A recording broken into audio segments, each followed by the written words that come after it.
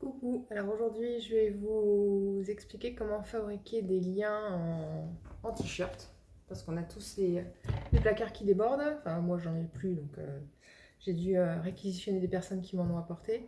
Donc on va fabriquer ce qu'on appelle du trapilo. Alors vu que j'ai une petite tête, si c'est pas l'envers, si c'est complètement l'envers, du trapilo c'est Trapilho. Voilà, ça s'achète aussi sur Amazon. Mais ceux qui me connaissent savent que j'ai pas du tout une grande passion pour Amazon et qu'en ce moment je pense qu'on a mieux à faire que de passer des commandes et de déranger des personnes qui travaillent malgré elles chez Amazon. Donc on va en fabriquer par nous-mêmes. Alors, idéalement, vous prenez un t-shirt taille adulte, homme, XL, c'est encore mieux parce qu'on va pouvoir en faire plein. Donc on va découper et garder la partie qui nous intéresse, c'est-à-dire sous les manches. Et la petite bande du bas, on l'enlève aussi. Donc, prenez vos petits ciseaux et vous coupez le plus droit possible. Si c'est pas droit, c'est pas grave non plus. Ça, vous en faites ce que vous voulez. Les chiffons. Et on découpe la bande du bas. J'essaye d'aller vite parce que ma mère m'a dit la dernière fois que mes tutos étaient trop longs. Bisous maman. Hop, voilà. On se retrouve avec un joli petit rectangle. Donc je vais replier, donc là c'est la partie ouverte, là c'est la partie fermée. Je vais replier la partie fermée sur l'autre partie fermée et je vais laisser un décalage. Donc là j'ai ma partie fermée qui est ici et l'autre morceau qui est là. Donc ce décalage là est suffisant, pas plus parce qu'après ça va être gênant. Et donc je vais faire des petites bandes de allez, 2-3 cm à peu près à vue de nez. Perdu réglé.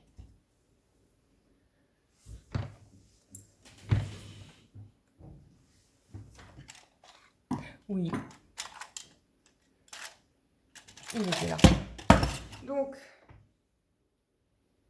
ouais, allez, 2,5 à vue de nez, on s'en fiche, c'est pas grave. Donc, si vous voulez, vous faites vos petites marques avant de couper pour avoir quelque chose d'à peu près régulier. Mais là aussi, c'est pas grave si c'est pas régulier, ça n'a pas trop d'importance. Parce qu'après, on va tirer dessus.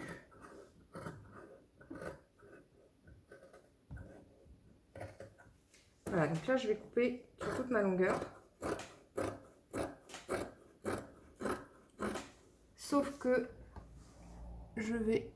Donc là, j'ai mon premier. Hein, je vais m'arrêter juste ici. Donc, je vais pas jusqu'au bout.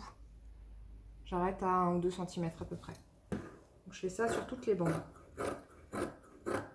Je fais des petites tagliatelles de t-shirt. Pour ceux qui sont en train de préparer à manger, ça peut vous donner des idées.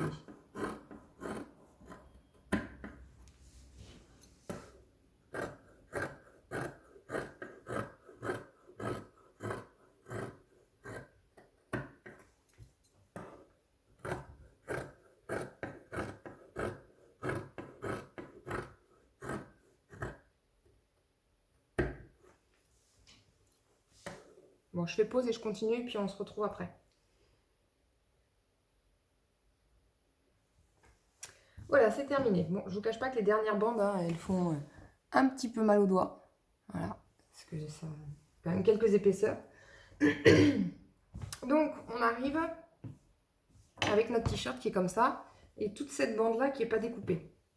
Donc là, on va le mettre à plat. Donc, on sort tout ça. C'est beau. Vous pouvez faire une serpillière aussi si vous voulez. Et on va mettre l'arête, un peu l'arête du poisson, d'Ishikawa. On va la mettre à plat et en fait on va faire ce qu'on appelle du biais, c'est-à-dire qu'on va couper en biais, d'où le nom, en diagonale pour pouvoir relier chaque diagonale entre elles et avoir un fil continu. Ce qui fait que le premier je vais le couper un peu dans le vide, celui-là je vais partir dans la diagonale mais là où il n'y a rien. Ok, donc là en fait j'ai mon début. L'arête d'après, je vais la couper dans la diagonale et je vais rejoindre l'autre qui est en dessous. Ok? Et je fais pareil jusqu'à la fin. Toujours dans la diagonale, toujours dans le biais du tissu. Ce qui fait que ça va nous faire un tissu assez élastique et qui va être facile à manipuler après. Donc on fait toute l'arête du poisson comme ça.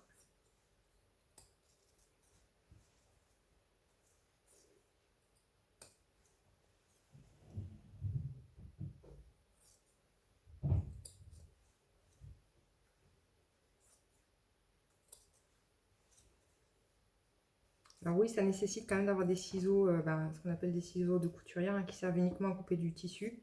Si vous n'en avez pas, ce sera un peu plus long à réaliser parce que ça va accrocher sur la lame. Donc essayez d'aiguiser un petit peu vos ciseaux de cuisine, ça peut aider aussi. Donc là, j'arrive à la fin de l'arête. Et donc le dernier, je fais la même chose que pour le début. Celui-là était mal coupé. Et donc je fais la diagonale dans le vide. Et donc j'ai ma fin. Ce qui fait qu'on a un grand fil. On va pas le laisser comme ça. On va tirer dessus. Parce que là, vous voyez, il est plat. Et en fait, on va tirer dessus. Ce qui fait que ça fait petit spaghetti tout le long. Voilà. Et on fait tout ça. On s'amuse bien. Là, c'est pareil. Hein. Exploitez vos enfants, ils vont adorer ça. Ça fait une activité ludique. Et vous, ça vous fait gagner du temps.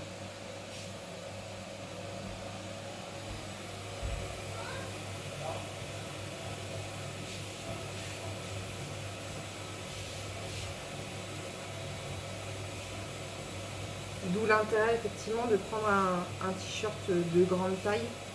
Le gentil monsieur qui me les a apportés, j'ai de la chance, il faisait du XL, peut-être du double XL. Et du coup, c'est bien, ça fait plein de matière, c'est cool. Donc merci aussi à tous ceux qui aident les uns et les autres. Ça fait plaisir.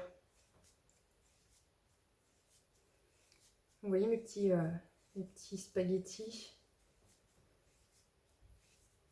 Donc même si vous avez des t-shirts avec des motifs, c'est pas grave, ça va moins se rouler parce qu'il y a l'impression dessus. Mais en soi, c'est pas gênant puisque c'est des tout petits morceaux une fois qu'on a fait la découpe. C'est pas grave ça.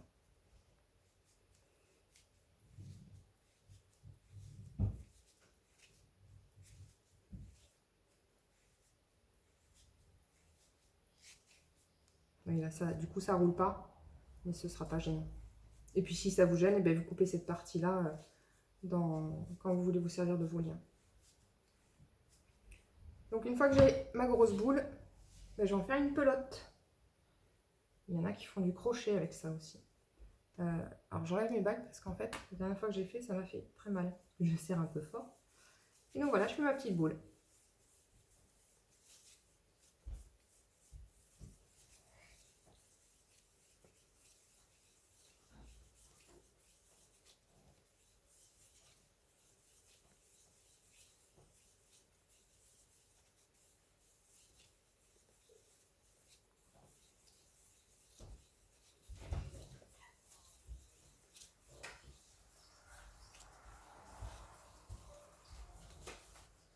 Donc là, j'ai de quoi tenir un petit moment avec ça.